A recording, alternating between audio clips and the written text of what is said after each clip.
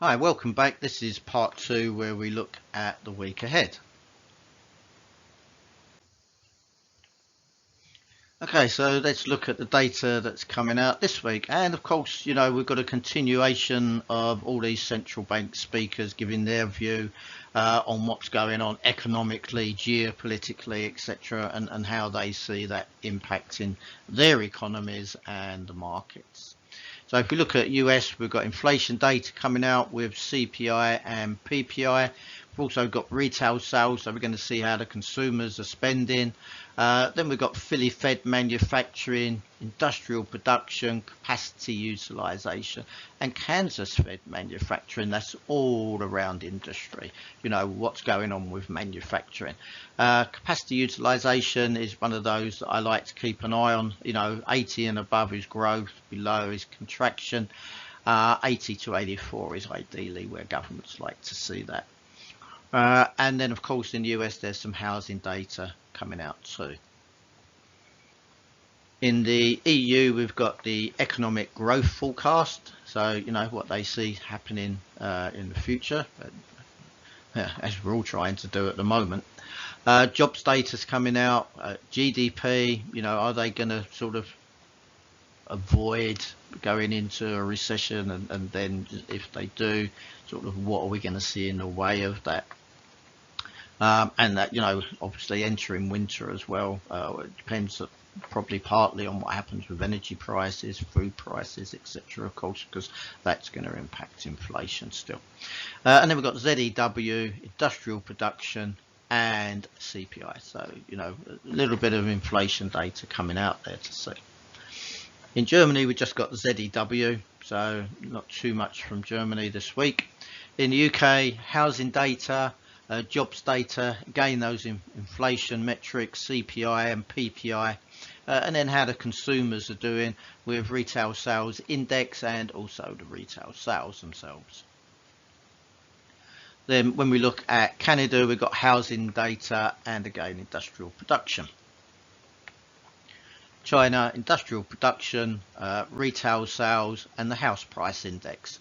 So we see a little bit of a mix there. So, what's going on with industry in China, what's going on with consumers in China with the retail sales, and also, what's going on with the house price index, because obviously real estate has been one of the major sort of holdbacks of China. And it's been dragging the economy along with local government debt as well. And then we move on to Japan. There we're going to see PPI, GDP, industrial production, capacity utilization, and trade data. So we should get sort of a good idea of where Japan's heading. Remember, they've still got negative rates at the moment. Switzerland, industrial production. India, inflation data's coming out. They're the highest populated country in the world now. They've also quietly got probably one of the best economies at the moment. And then we move on to New Zealand. We've got retail sales and PPI coming out. And in Australia, wages and jobs data. So again, just keep an eye on those central bank speakers. If you're trading on a daily basis, then you really need to sort of keep up to date with all of the news as it breaks. Whether it's geopolitically or just the data that's coming out, speeches, etc., etc.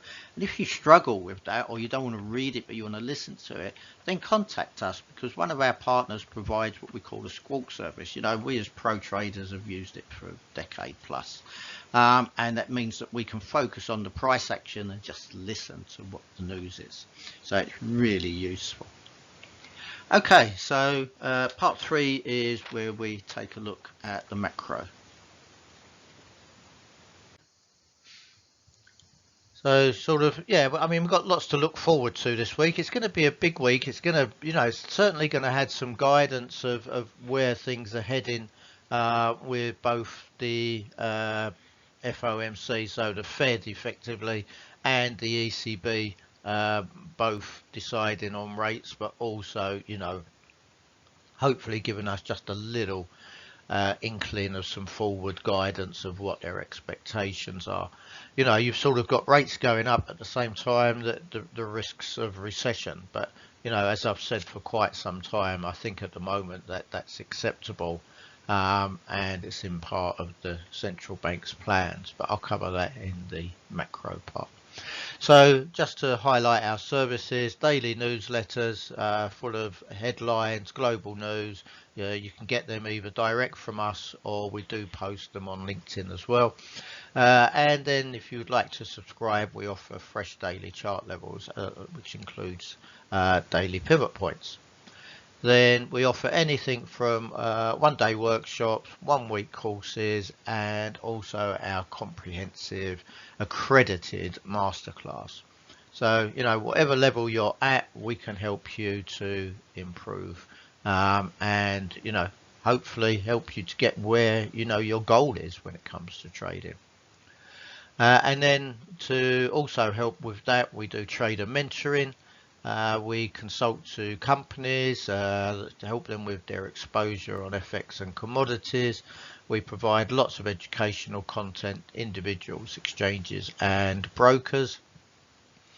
If you're looking for a funded trading account, then check out our partner at Nordic Funder. They offer some great ones there, and of course you know, you've got lots of sort of different parameters that you can add, and there is no time limit, which is really important. One of the reasons, a major reason why we were happy to partner with them. And if you've got any you know, sort of reason to contact us, you'd like maybe a bit more insight, or you'd like to find out more about our courses and such like, then contact us at info@symaxfintech.com, or direct to me at chris.tubby@symax-int.com. Now, on the 17th, next Saturday, the 17th of June, I will be in London. If you're around, then there is a traders event going on, Traders Day Live.